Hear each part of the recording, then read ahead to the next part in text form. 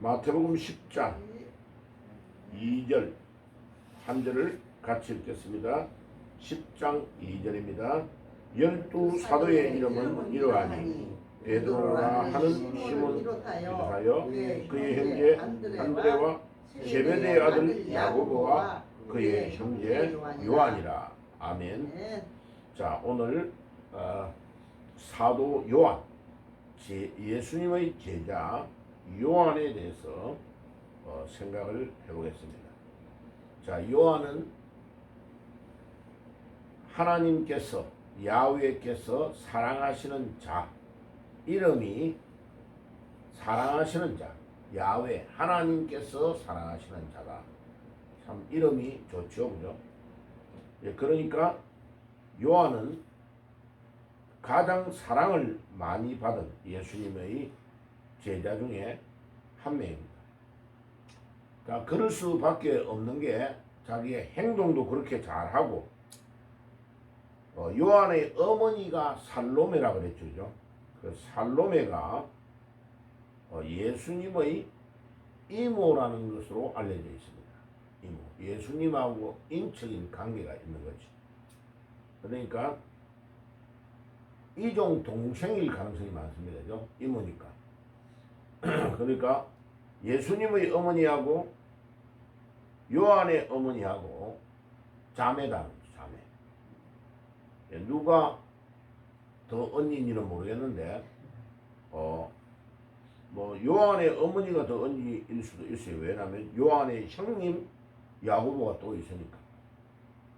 야고보 중에서 두 명의 예수님의 제자 중에 나이가 더 많고 키가 큰 야고보가 요한의 형님입니다. 그래서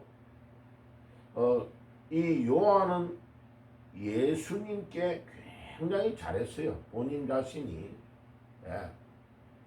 그리고 끝까지 다른 사람들 다 예수님 배신하고 도망가 버리는데 십자가 질 때에 예수님의 십자가 지는 그 광경을, 그 십자가 지는 그 장소에까지 따라와서 도망가지 아니하고 딱 지켜보고 있었습니다. 그래서 십자가에 매달려 예수님이 돌아가시는 그 순간에 어머니를 요한에게 부탁한다고 말합니다. 예, 그러니까 아마 예수님의 마음에 참 요한이 진짜 내 제자다, 이런 마음이 예수님의 안에 표현은 안 했지만 그게 가득 있었을 거예요. 제가 목회를 하면서 교인들을 이렇게 쭉 이렇게 양육을 하면요, 교회에 나오는 사람이 1000명 정도 돼도 말을 표현은 안 해요.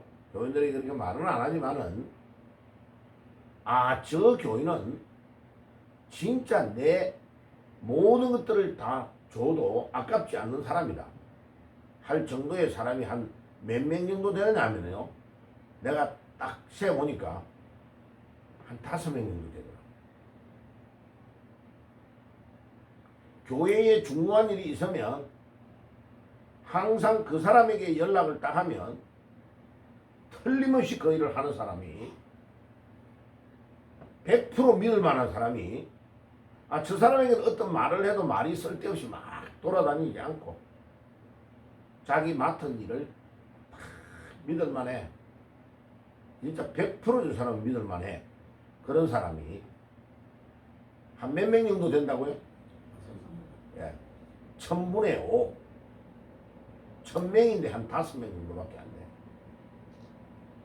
돼. 그게 모자라는 제가 볼 때도 그 정도인데, 확실한 예수님이 볼 때에 12명의 제자 중에 몇 명 정도가 마음에 들겠습니다. 그래도 예수님의 제자들 12명은 가룟 유다를 제외하고는 다, 또 요한 제외하고는 다 순교에 죽었는데, 예수님을 위해서 목숨을 걸고 죽었는데 하루아침에 그런 믿음이 자란 것이 아니에요. 그죠? 베드로도 예수님 배신하고 도망가고 회개하고 돌아오고 온갖 쇼를 다 하잖아요. 그런데 믿음이 점점 자라가지고 예수님을 위하여 순교하는 믿음의 사람이 됐다. 이 요한은 베드로와 같이 동업을 했던 어부입니다. 어부죠. 누가복음 5장 10절. 그러니까 그 집안이 세베대와 살로메의 아들 요한과 야고보는 가난했다는 것을 알 수 있죠. 그죠? 그래서 부자는 아니다. 예수님도 부자가 아니죠. 그죠? 예수님의 집도 아버지가 목수잖아. 목수. 뭐 그렇게 크게 부자는 아니에요. 그런데 이런 어부들, 이런 가난한 자들, 마태와 같은 쉐리, 이와 같은 자들이 예수님의 부름을 받고 믿음으로 따라와가지고 결국은 엄청나게 위대한 일들을 했다. 지금도 마찬가지요. 공부 많이 하고 똑똑한 사람들은 해보면 말을 잘 안 들어요. 예, 자기 주관이 너무 세요. 그래서 자기 주관이 너무 세고 너무 강한 사람은 사실은 보면요, 하나님의 일들을 별로 잘 못해요. 대부분 그래요. 대부분. 막 적당하게 자기 입장에서 하는 거지. 그런데 가난하고 어렵고 힘든 사람들은 간절하고 뭔가 달라요. 그래 우리 옛날에 시골에서 자라나가지고 공부 잘하는 애들은 거의 보면 가난한 집의 애들이 그죠? 그죠? 예, 가난한 집의 애들이 공부 잘해도 왜냐하면 간절하니까. 예, 부모가 너무 힘들고 어렵고 내가 이렇게 해가지고는 고등학교도 졸업 못하겠다. 그러니까 어쩝니까? 예, 진짜 간절하게 공부하는 거죠. 마음에 간절함이 있는 거죠. 예, 그리고 야, 저도 지금 생각하면요, 학교 다닐 때 와, 간절했어요. 간절. 예? 어떻게 학교를 그렇게 다녔지? 그래서 내가 요즘 우리 주위 같은 애들 보면요, 참 신기하다. 예? 왜 그래? 이야기하면 자기들 입에서 거침없어요. 네, 뭐 목사님 그때 그렇게 뭐 보릿고기 힘들고 어려웠을 텐데 라면 끓여 먹으면 안 됩니까? 예, 라면 안 끓여 먹었어요. 야 이놈아, 라면이 언제 라면이 있었냐? 아버지. 그러니까요, 학교 갔다 오면 먹을 것이 없었어. 예, 뒷뜰에도 가보고, 그 뒷뜰에 뭐 가지 같은 거는 하나만 열리면요, 그냥 따가지고, 예, 그냥 먹는 거죠. 고추 그 매운 것도 일단 배가 고프니까. 예. 산에 올라가서 소 먹이면서, 예, 소나무 꺾어가지고 막 그거를 낚아가지고 이게 막 굴쳐 먹는 거죠. 먹으면 입에 막 전부 송진이 묻어가지고 시커멓잖아. 애들 입도요. 야, 그런데 참 감사한 것은 그렇게 산으로 들로 막 다니면서 계곡에 내려가서 깨구리 잡아먹고 했던 그게 전부 다 몸이 건강한 보양식을 먹는 거죠. 하나님이 건강을 주시잖아요. 그래서 지금도 제가 기도하고 청년들을 가르칠 때 그럽니다. 아니, 니네 아버지보다도 나이가 많은 내보다 체력이 왜 안 좋냐? 아니, 딱 기본적으로 잠자는 시간에 자고 일어나는 시간에 일어나고 먹을 거 규칙적으로 먹으면 몸이 왜 아프냐는 건지 이해가 안 가는 거죠. 그러니까 이게 너무 환경이 좋고 편하면요, 정신 상태가 흐려지는 거죠. 근데 우리는 그 정신 상태가 흐려져야 될 시간이 없는 거죠. 너무 바쁘고 긴박하니까. 지금도 마찬가지죠. 참 하나님께 감사한 것은 건강을 주시는 것이 얼마나 감사한가. 그리고 지금도 그 간절함이 있어서 나의 남은 시간, 우리 하나님이 나에게 주시는 이 중요한 시간에 나에게 내가 해야 될 일, 내가 우리 주님이 천국에 나를 부르시는 그날에 네 뭐하고 왔냐 이러면, 주님, 제가 우리 대한민국의 기독교 역사에 성경 하나는 번역해놓고 왔습니다. 직역을 해가지고 성경을 번역하는 이 일은 아무나 할 수 있는 것이 아닙니다. 하도 내가 연락이 없고 이게 우리 가족들 단톡방에 형제들 단톡방에 있는데 조카들하고 다 들어와서 막 누가 애기 낳았다 누가 뭐 했다 이렇게 막 까똑까똑하고 하는데 내가 보기만 보지 전혀 문자를 달고 이렇게 안 하거든요. 그래 엊그제 누나가 내 바로 위에 있는 누님이 저 안산 동산교회 한 2만 명 되는 교회 그 건사의 건사 지금 인천 공항 있는 쪽으로 이사를 가 있는데 그래갖고 연락이 왔어요. 아니 허목사 왜 요즘은 연락이 왜 잘 없나고 뭐 잘 있나 어떻나 미국의 가족들은 어떻냐고 문자가 떡 들어와서 내가 전화를 하니까 아이 좀 자주 얼굴을 보자고 이거 명절에도 얼굴 보면 안 되냐고 미안하다고 내가 지금은 내가 움직일 수가 없다고 조금만 인사를 하러 가고 움직이고 며칠 쉬잖아요. 그러면 긴장이 딱 풀어져서 안 돼요. 그래서 내가 단톡방에 일어나는 일들을 보고는 있지만 내가 들어가서 어떻다 이렇게 인사할 시간이 없다고. 왜? 그런데 내 마음이 조금만 빠지고 나가버리면 내 복음을 전하고 이 말씀을 번역하고 있는 이런 일들이 다 내가 시간이 지체가 되기 때문에 안 된다. 이거 끝날 때까지는 내가 사람이 세상을 떠난 거 이런 거 외에는 못 간다고. 아예 섭섭하다 이렇게 말하지 말고 그냥 기다리라고. 아예 내가 이야기를 했어. 베드로와 함께 학문이 아주 없는 자였고 야고보는 어머니 살로메가 어머니가 예수님의 어머니가 세상을 자기가 떠날 때에 십자가에서 못 박혀 돌아가실 때 어머니를 요한에게 맡길 정도였다. 어저께 나누었던 것처럼 우리의 아들, 천둥의 아들이라는 이렇게 형님과 함께 야고보 형님과 함께 요한이 별명을 가지고 있다. 우리 천둥의 아들이다. 야고보가 목소리가 형이 갈갈갈갈 했어요. 그죠? 그리고 중요한 일을 할 때는 항상 예수님이 12명의 제자를 데리고 가지 못할 때는 3명을 꼭 데리고 다녔어요. 베드로, 야고보, 요한. 베드로하고 3명이 같이 데리고 가는데 야고보와 요한은 형제예요. 형제. 진짜로 어머니가 우의정 자의정 시키지 달라고 부탁한 것처럼 아들 둘이가 굉장히 예수님의 사랑을 받는 제자였습니다.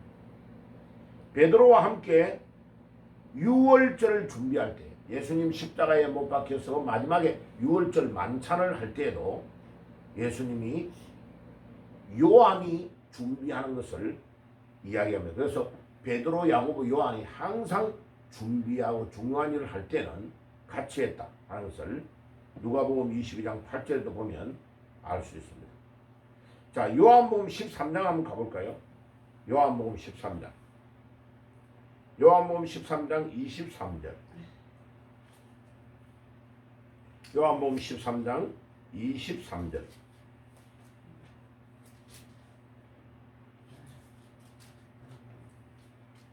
13장 23절. 같이 한번 읽어볼게요. 13장 23절. 자, 같이 읽겠습니다. 예수의 제자 중 하나 곧 그가 사랑하시는 자가 예수의 품에 의지하여 누웠느니라.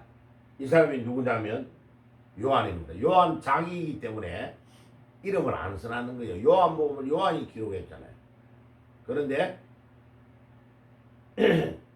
예수님의 제자 중 하나 곧 그의 사랑하시는 자가 예수님의 품에 의지하여 누웠는지라. 와, 우리 예수님의 사랑을 얼마나 받았으면 예수님의 품에 그냥 딱 안겨가지고 누워있는 제자. 야, 참 그걸 보면 예수님도 얼마나 사랑이 많은 분인가를 알 수 있고 이 요한도 얼마나 애교가 많은지 알 수 있죠. 그죠? 예, 참 예수님하고 제자하고 이런 사이. 24절에 시몬 베드로가 머리짓을 하여 말하되 말씀하신 자가 누구인지 말하라 하니 그가 예수의 가슴에 그대로 의지하여 말하되 주여 누구니까? 예수님을 배신하는 자가 누가 있다고 앞에 말하니까 요한은 예수님의 가슴에 안겨 있고 베드로가 그 배신하는 자가 누굽니까? 우리 12명 중에 나중에 예수님께서 여기에 저 손 씻는 자 중에 한 명이 있다는 것을 이야기합니다. 가룟 유다라는 것을 딱 이야기를 해요. 자, 그 다음에 요한복음 21장 20절 한번 봅시다. 뒤에 21장 20절. 21장 제일 마지막 요한복음 끝입니다. 20절. 같이 읽어봅시다. 시작. 베드로가 돌이켜 예수께서 사랑하시는 그 제자가 따르는 것을 보니 그는 만찬 속에서 예수의 품에 의지하여 주님을 파는 자가 누구니까 묻던 자더라. 요한도 예수님의 품에 딱 안겨가지고 예수님을 파는 자가 있다는데 그 나쁜 놈 그는 누굽니까? 요한도 물었다는 거죠. 봐요. 요한이 그런데 요한이 얼마나 겸손하냐면 자기 자신인데 자기가 요한복음을 기록하니까 이름은 안 적는 거요. 예수님의 사랑하는 자, 그 사랑하는 자가 있는데 그 사랑하는 자는 예수님의 품에 안겨 있는 자였다. 그는 누구요? 자기 자신을 말하는 거요. 마가복음에는 또 재밌습니다. 마가가 혼미물을 듣고 예수님이 십자가 못 박히는데 잡혀가니까 그냥 혼미물을 듣고 나중에 군병들이 따라오니까 혼미물을 벗어버리고 팬티 바람으로 도망치다가 마가가 혼미물을 듣고 도망친 자가 있다고 기록을 하고 있습니다. 그 혼미물을 듣고 있다가 도망친 사람이 누구예요? 마가 자기예요. 예. 왜냐하면 혼미물을 듣고 도망간 일을 자기 외에 아는 사람이 아무도 없잖아. 혼자 도망갔으니까죠. 예, 마가가 자기 이야기를 딱 적어놔요. 재밌죠? 예. 그러니까 성경을 기록할 때에 기록자들이 자기 상황에서 기록을 하고 있는 걸 보면 놀랍습니다. 자, 그 다음에 예수님께서 못 박히실 때에 끝까지 예수님을 지켰던 자, 요한복음 19장 26절 한번 읽어볼게요. 이 구절이 아주 중요하니까. 요한복음 19장, 예, 방금 찾았던 요한복음의 19장 26절 한번 찾아볼게요. 19장 26절, 예, 찾았으면 같이 한번 읽어볼게요. 시작. 예수께서 자기의 어머니와 사랑하시는 제자가 곁에 서 있는 것을 보시고 자기 어머니께 말씀하시되 여자여 오소서 아들입니다 하시고 27절 또 그 제자에게 이르시되 보라 내 어머니라 하신대 그때부터 그 제자가 자기 집에 모시니라. 아멘. 예수님이 못 박혀 돌아가면서 예수님에게 내가 예수님의 어머니 여자여 보소서 아들입니다. 예수님 자기를 이야기하고 그 제자는 요한을 말하는 겁니다. 요한에게 이르되 보라 내 어머니니라 하신대 그때로부터 그 제자가 자기 집에 모시니라. 야, 예수님의 어머니를 요한이 그때부터 예수님 십자가에 못 박히실 때부터 이제 모시고 가서 살았다. 그래가지고 이 요한이 예수님의 어머니를 끝까지 복랑했습니다. 자, 그리고 부활하신 날 예수님을 만났습니다. 왜냐하면 베드로하고 같이 산에 막 뛰어 올라갔단 말이에요. 근데 베드로가 나이가 많으니까 베드로보다 먼저 뛰어간 제자가 누구냐? 요한이에요. 그래서 요한복음 그것도 한번 볼까요? 20장 19절에서 24절에 그 기록이 나오고 요한복음 제일 끝에요. 21장 14절 끝에 하나만 읽어볼게요. 요한복음 21장 14절 같이 읽읍시다. 이것은 예수께서 죽은 자 가운데서 살아나신 후에 세 번째로 제자들이 나타나신 것이다. 그런데 그 세 번째보다는 그 앞에 그 앞에 예수님이 살아난 것을 20장에 기록하고 있죠. 20장 19절에 보세요. 20장 19절에 이튿날 후 곧 안식 후 첫날 저녁 때에 제자들이 유대인들을 두려워하여 모인 곳에 문을 닫았더니 예수께서 오사 가운데 서서 이르시되 너희에게 평강이 있을지어다. 물론 산에 가가지고는 이제 예수님이 먼저 부활해 버려가지고 시체가 없고 천사들이 살아났다는 걸 이야기해줬고, 그 다음에 그 살아난 날 그날 주일날 그들이 두려워서 도마를 제외한 10명이 모여 있는데 예수님이 지금 찾아와서서 너희에게 평강이 있을지어다 하면서 예수님께서 살아나신 모습을 직접 10명의 제자들에게 보여줬습니다. 그때 봤다는 거죠. 그죠? 자, 그래가지고 이 요한은 요한복음을 기록했고 요한 1서, 2서, 3서를 기록했고 계시록을 기록했습니다. 자, 그럼 지도를 보여드릴게요. 이 지도 여기에 보면 이 사도 요한이 안 보입니까? 밑에. 자, 지도를 볼게요. 여기 터키에 있는 지도인데 좀 희미하지만은 여기가 예수님의 안디옥 사도 바울이 목회를 했던 교회가 여기고, 여기가 이스라엘이고, 이스라엘에서 북쪽으로 쭉 올라가면 안디옥, 그 다음에 여기가 사도 바울이 태어났던 다소라는 데예요. 그래가지고 쭉 이쪽으로 가면 에베소가 여기 있죠. 여기에 이제 요한은 에베소 교회에서 목회를 했어요. 그래가지고 여기에서 요리 바다로 건너가면 여기에 섬이 있는데 여기가 반모섬이에요. 그래서 사도 요한은 반모섬에 유배를 가지고 완전히 낮에는 막 영상 40도, 지금 우리는 엄청 더울 때, 그런데 여기가 이제 바위 같은 게 있으니까 사람이 살지 않는 무인도예요. 지금은 사람이 살고 있는데요. 거기에서만 너무 뜨거운 거야. 거기에 있다가 그 다음에 밤 되면 또 막 기온이 급 하강을 하는 거예요. 여기는 사람이 살지를 못하는데요.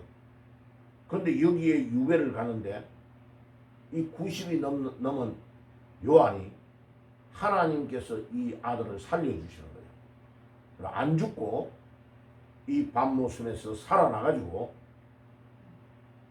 이 에베소로 다시 돌아옵니다. 자, 돌아와가지고 그 에베소에서 목회하다가 예수님의 어머니 마리아를 여기서 계속 모시고 살다가 요한이 죽었어요. 그래서 요한의 무덤이 요겁니다. 여기 보세요. 여기에 요한이 묻혀있는 무덤이에요. 여기. 예, 그래가지고 요한의 멀리서 이 요한이 있는 에베소 교회의 원래 있었던 자리예요. 여기가. 여기 유적지예요. 건물이 엄청 크게 보이죠. 그죠? 예. 그리고 무너져 있지만은 다른 방향에서 찍은 거예요. 그리고 요한의 비석이 가까이서 찍혀 있는 글자 있는 걸 내가 캡처를 했는데, 예, 여기에 요 글자가 요한의 무덤이라고 딱 적어놨어요. 요한의 무덤이라고 여기에. 예. 그래서 여기가 요한의 무덤. 그 다음에 요한이 근무했던 그 당시에는 이 지역에서 제일 큰 교회에서 어마어마한 교회, 이 장소. 위치도 넓이도 굉장히 넓죠. 그죠?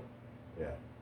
멀리서 찍었는데 굉장히 그 넓은, 이게 옛날에 에베소 교회가 있었던 자리 그대로예요. 그러고 보면 이거 기둥 위에 요 기둥 위에 올라가는 돌들이에요. 돌들. 이 얼마나 이 건물이 크고 넓었는가를 알 수 있죠. 자, 그 당시에 이 수천 명이 모이는 그런 교회였어요. 큰 교회였습니다.